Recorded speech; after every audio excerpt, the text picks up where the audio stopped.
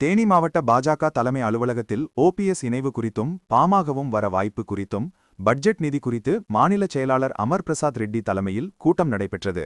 பின்னர் செய்தியாளர்களை சந்தித்த அவர், இந்த நிதியாண்டிற்காக பாரத பிரதமர் திரு நரேந்திர மோடி அவர்கள் சிறந்த பட்ஜெட்டை வழங்கியுள்ளதாக தெரிவித்தார். இருப்பினும் தமிழ்நாடு அரசாங்கம் மத்திய அரசு தமிழகத்திற்கு பூஜ்ய அளவிலேயே நிதி வழங்கியதாக கூறுவது உண்மைக்கு புறம்பானது என்றும் அவர் குற்றம் சாட்டினார். 2014 முதல் 2016 ஆண்டுகள் வரை மட்டும் வரி வசூல் பங்கீட்டின் மூலம் தமிழகத்திற்கு சுமார் 4 லட்சம் கோடி ரூபாய் மத்திய அரசு வழங்கியுள்ளதாக தெரிவித்த அவர், இந்த விவரங்களை பொதுமக்களுக்கு தெளிவுபடுத்தும் நோக்கில் மாநிலம் முழுவதும் விளக்கக் கூட்டங்கள் நடத்த தீர்மானிக்கப்பட்டுள்ளதாக கூறினார்.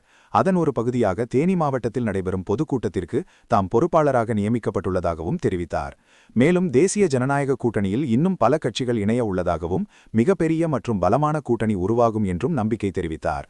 ஓ பன்னீர்செல்வம் என்டிஏ கூட்டணியில் இணைவது குறித்து பேச்சுவார்த்தைகள் நடைபெற்று வருவதாகவும் இதுகுறித்து எடப்பாடி பழனிசாமி பதிலளிக்க வேண்டும் என்றும் கூறினார். ராமதாஸ் தலைமையிலான பாமகவும் என்டிஏ கூட்டணியில் இணைய வாய்ப்புகள் இருப்பதாக தெரிவித்தார். திமுகவை எதிர்ப்பவர்கள் அனைவரும் ஒரே அணியில் திரள வேண்டும் என்பது அமித்ஷாவின் நிலைப்பாடு என்றும் தமிழகத்தில் என்டிஏ ஆட்சி உறுதியாக அமையும் என்ற நம்பிக்கை இருப்பதாக தெரிவித்தார். நயினார் நாகேந்திரன் குறித்து கேள்வி எழுப்பியபோது அவர் பெண்களை மதிக்கும் தலைவர் என்றும் நடிகை த்ரிஷா குறித்து வாய் தவறி கூறிய கருத்துக்கு வருத்தம் தெரிவித்துள்ளதாகவும் கூறினார். அந்த விவகாரத்தை பெரிதுபடுத்த தேவையில்லை என்றும் தெரிவித்தார். மேலும் கடந்த 2 ஆண்டுகளில் தமிழக மக்களுக்காக தமிழக வெற்றிக் கழகம் எந்த போராட்டமும் நடத்தவில்லை என்றும் மக்களின் முக்கிய பிரச்சினைகள் குறித்து பேசாதவர்களுக்கு பொதுமக்கள் எவ்வாறு வாக்களிப்பார்கள் என கேள்வி எழுப்பினார். நடிகரை பார்க்க இளைஞர்கள் அதிக அளவில் வரலாம், ஆனால் அது வாக்காக மாறாது என்றும் தெரிவித்தார். தமிழக பெண்களின் பாதுகாப்பு, கஞ்சா புழக்கம், போதைப்பொருள் அதிகரிப்பு போன்ற பிரச்சினைகள் குறித்து உரிய நடவடிக்கை எடுக்காதவர்கள் ஆட்சியை எப்படி நடத்துவார்கள் என்றும் அவர் கேள்வி எழுப்பினார். நரேந்திர மோடி அவர்கள் ஒரு சிறப்பான ஒரு பட்ஜெட்டை கொடுத்திருக்கிறாங்க. ஆனா தமிழகத்துல அது என்னன்னு தெரியல.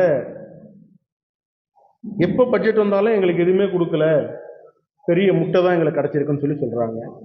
அதனால நம்ம கட்சி மேலிடத்துல இருந்து பட்ஜெட் விளக்குறதுக்காக பொதுக்கூட்டங்கள் நிறைய நடத்துகிறோம். என்னை தேனிக்கு அனுப்பியிருக்கிறாங்க. உங்களை எல்லாரும் பார்த்து நம்ம என்ன பண்ணியிருக்கோம், தமிழகத்துக்கு என்ன பண்ணியிருக்கோம், இந்திய அளவில் நிறைய பண்ணியிருக்கோம், தமிழகத்துக்கு ஸ்பெசிஃபிக்காக என்ன பண்ணியிருக்கோன்றது உங்ககிட்ட எக்ஸ்பிளைன் பண்ணுறதுக்காக வந்திருக்கேன்.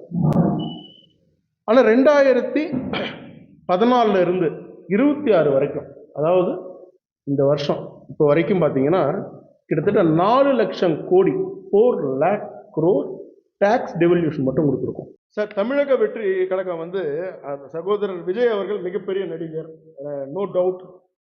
அவருக்கு ஒரு யங்ஸ்டர்ஸ் சப்போர்ட் இருக்கு அப்படின்றத அவர் பல இடத்துல அவருக்கு வரக்கூடிய கூட்டங்கள்ல தெரியுது. ஆனா தமிழக மக்கள், தமிழக இளைஞர்கள் மிக தெளிவானவர்கள். நான் சகோதரர் விஜய் அவர்களை உங்க வாயிலா நான் கேட்கணும்னு நினைக்கிறேன். நீங்க முதலமைச்சர் ஆகணும்னு ஆசைப்படுறது தவறு கிடையாது. எல்லாருக்கும் எல்லா கட்சி ஆரம்பிச்சா அவங்க எல்லாருடைய கனவு அதுவாக தான் இருக்கும். ஆனா இது வரைக்கும் நீங்க ஆரம்பிச்சு 2 வருஷம் ஆயிடுச்சு, 2 years கம்ப்ளீட்டட் ஆயிடுச்சு. 2 வருஷத்துல நீங்க எத்தனை போராட்டங்கள் பண்ணியிருக்கிறீங்க தமிழக மக்களுக்காக? 2 வருஷம் தமிழ்நாட்டில் பிரச்சனையே வராம இருந்ததா? பாஜக கிட்டத்தட்ட 60லேருந்து 70 போராட்டம் நாங்க பண்ணியிருக்கோம். தொடர்ந்து போராட்டங்கள் பண்ணிக்கிட்டே இருக்கோம். நாங்க இன்னைக்கு நாளைக்கு கூட பாத்தீங்கன்னா 3 பூத்துக்கு ஒரு போராட்டம் அறிவிச்சிருக்கோம். தமிழ்நாடு முழுக்க 22,000 இடத்துல போராட்டங்கள் இருக்கு. தாவேகா எத்தனை திமுகவை எதிர்த்து போராட்டங்கள் நீங்க அறிவிச்சிருக்கீங்க? அதனாலதான் சொல்றேன், தாவேகா திமுகவுடைய பி டீம்னு சொல்லும் பொழுது நாங்க எப்படி பி டீம்? ஏன்னா நீங்க போராடவே இல்லையே, பர்மிஷன் கொடுக்கலன்னு சொல்றீங்க. பர்மிஷன் எங்களுக்கு மட்டும் பர்மிஷன் கொடுத்துருக்காங்க. என் மேல 5 கேஸ் இருக்கு.